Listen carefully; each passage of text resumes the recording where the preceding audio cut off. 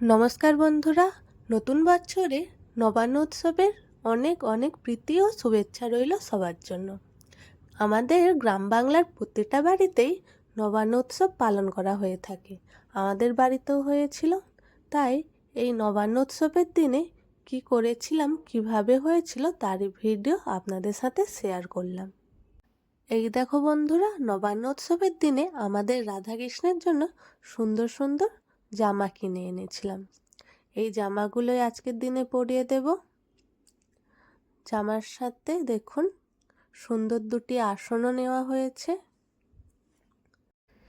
এইবার রাধাকৃষ্ণকে স্নান করিয়ে নতুন জামাগুলো সুন্দরভাবে পরিয়ে দেব।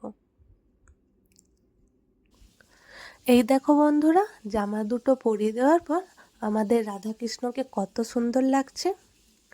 কেমন লাগছে আপনারাও কমেন্ট করে জানাবেন কিন্তু। এরপরে গয়না দিয়ে সুন্দরভাবে সাজিয়ে দেব। এইবার আস্তে আস্তে করে কৃষ্ণকে কানেরগুলো পরিয়ে দেব। নিজের হাতে রাধাকৃষ্ণকে সাজাতে আমার তো খুবই ভালো লাগে। তাই যে কোনো পুজো পার্বণে সময় পেলেই বসে পড়ি রাধাকৃষ্ণকে আমি নিজের হাতে সাজানোর জন্য। তো এই দেখো বন্ধুরা, ফাইনাল লুক আমাদের রাধাকৃষ্ণের কেমন লাগছে আপনারা অবশ্যই কমেন্ট করে জানাবেন। রাধাকৃষ্ণকে তো সাজানো আমার কমপ্লিট হয়ে গিয়েছে।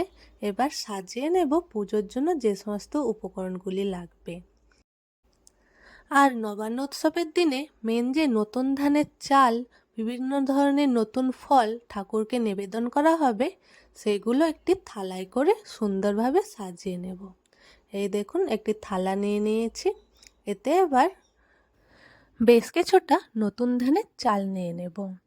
গ্রাম বাংলায় এই চালকে আতপ চাল নামে জানে। আপনারা কে কী নামে এই চালকে চিনেন অবশ্যই কমেন্ট করবেন। আমার চাল নেওয়া হয়ে গিয়েছে। এবার এই থালার মধ্যে একে একে বিভিন্ন ধরনের ফল সাজিয়ে দেব।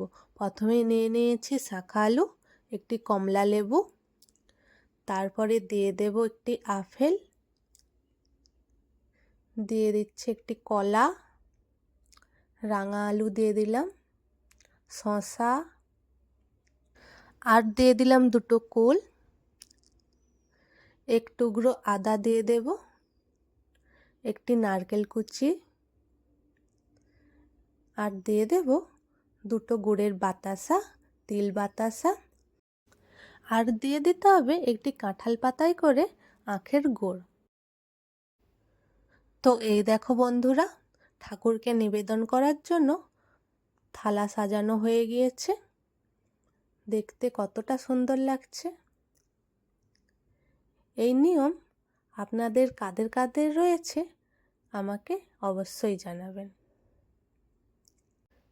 আর এইদিকে দেখো আমাদের আলপনা দেওয়াও কমপ্লিট হয়ে গিয়েছে। কত সুন্দর লাগছে আলপনাটি। আপনাদের কেমন লেগেছে অবশ্যই কমেন্ট করবেন।